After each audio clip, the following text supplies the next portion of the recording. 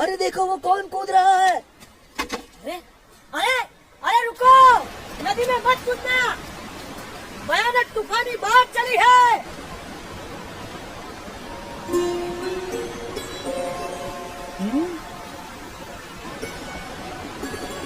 अरे कूदे तो मर जाओगे, वापस आओ, रुक जाओ, ठहरो। कहाँ गया? लगता है पानी के भंवरों ने उसे खींच लिया, डुबो दिया। इतनी भयानक बाढ़, उसका जीवित रहना असंभव, मर गया बेचारा। कहाँ गया वो बच्चा? कहीं नजर नहीं आ रहा। राम राम।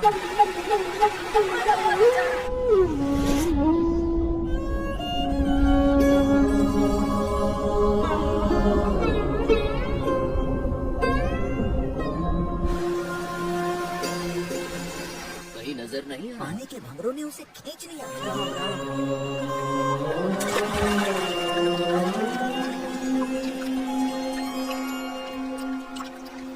भयानक बाढ़ में उसका जीवित रहना असंभव है। बेचारा। अरे नहीं कौन होगा ये कैसे बच गए? अरे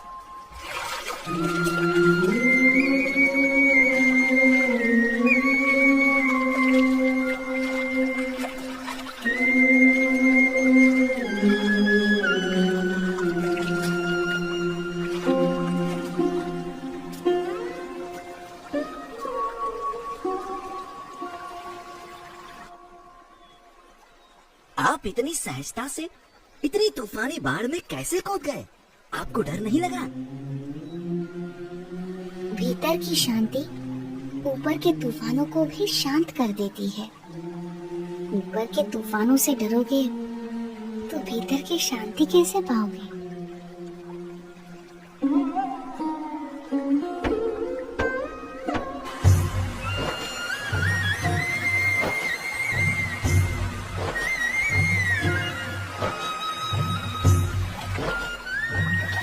नीलकंठ वर्णन के निरंतर अथक रूप से चलते चरण उन्हें जहाँ भी ले जाते थे वहाँ कोई न कोई किसी न किसी रूप में उनसे जुड़ जाता था। बरेली गांव में भी कुछ ऐसा ही हुआ। अरे पिछले साल तो इतनी बाढ़ आई थी कि गांव के सारे घरों में पानी घुस गया था। यहाँ तक कि हमारे खेतों में भी फसल बर्बाद होते होते रह गई थी। हम भी अपनी भेड़ बकरियों को बड़ी मुसीबत से बचा पाए थे। वैसे भी कुदरत के सामने हम क्या कर सकते हैं? जो भगवान चाहेंगे वही होगा, सब उसके हाथ में है। हाँ, सो तो है। हरि करे सो होए जगत में, हरि करे सो होए, चाहे करे नर कोटि उपाय, कर कभी जो कोई जगत में हरि। अरे रुक क्यों गई? गाना। हाँ? कितना प्यारा बच्चा है। केवल बच्चा है या कुछ इतना छोटा बालक और योगी?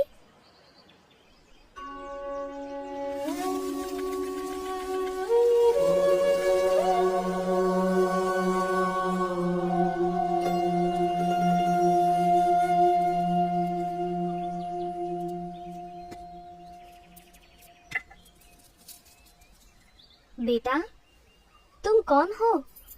तुम्हारा नाम क्या है? यूं तो सारे नाम मेरे ही हैं, पर आप चाहें तो मुझे नीलकंठ बुला सकते हैं। नीलकंठ? पर तुम यहाँ क्या कर रहे हो बेटा? तुम्हारा घर कहाँ है? उस घर का तो मैं त्याग कर चुका हूँ। फिर भी मैं जहाँ भी हूँ घर में ही हूँ, क्योंकि मेरा घर तो सारा विश्व है। पर इतनी छोटी उम्र में तुमने अपनों को क्यों छोड़ा? सबको अपनाने के लिए। जो भटक गए हैं उन्हें घर वापस लाने के लिए।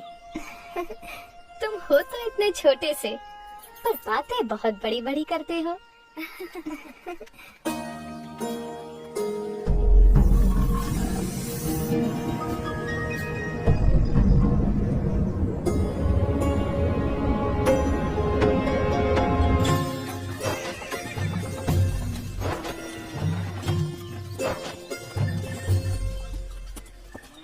भैया, यहाँ आसपास में कोई जगह है जहाँ नारद जी ने तपश्चर्या की थी? हाँ, उस जगह का नाम ही नारद वन है। यहीं से उस तरफ का रास्ता पड़ता है। अरे वो बच्चा अकेला जा रहा है। किंतु तुम्हारा अकेले वहाँ जाना ठीक नहीं होगा, बड़ी भयानक जगह है। नीलकंठ वर्णी ऐसे भयानक वनों में भी सहज रूप से चले जाते थे जहाँ दिन में भी सूरज की किरणें प्रवेश नहीं कर सकती थीं।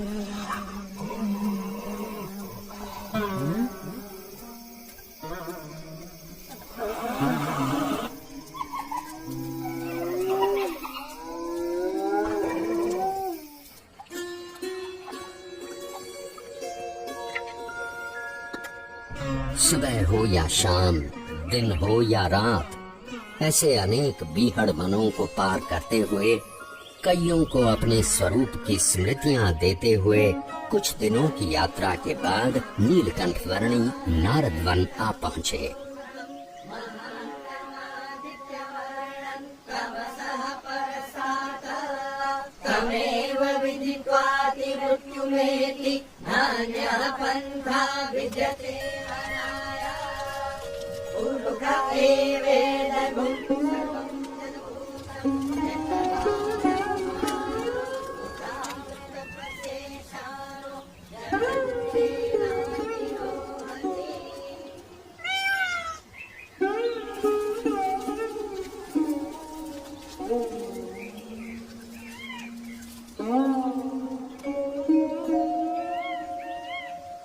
आपके दर्शन मात्र से प्रतीत होता है कि कई वर्षों से जिनका स्मरण हम अपने हृदय में करते आए हैं, वो भगवान स्वयं आज हमारे समक्ष प्रकट खड़े हैं।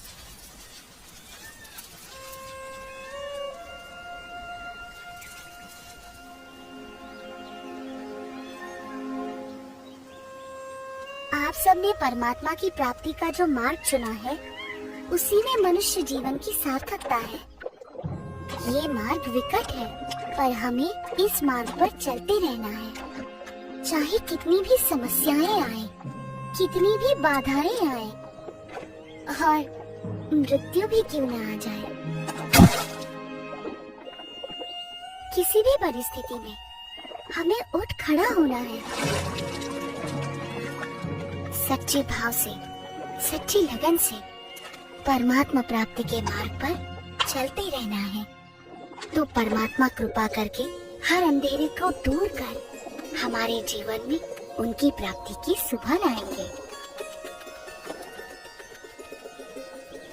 नीलकंठ वर्णी की कल्याण यात्रा में कई ऐसे लोग थे जिन्होंने उनकी सेवा का अवसर जाने न दिया। ये भी ग्रहण की। चाहे वो कोई सामान्य भाविक जन हो या फिर स्वयं गंगा जी भी क्यों न हो।